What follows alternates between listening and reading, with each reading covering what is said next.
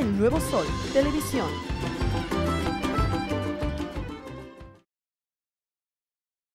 My name's Nova, and I'm with Buddha Star. We're making a reusable cup that fits in your pocket.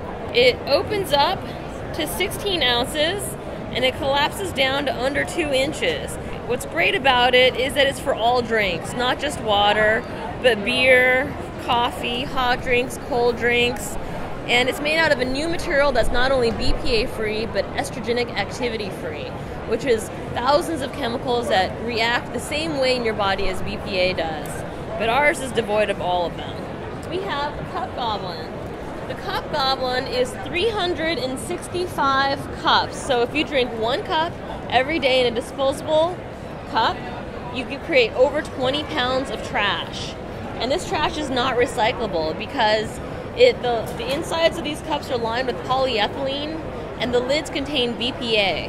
So it ends up in the trash no matter which bin you put it in.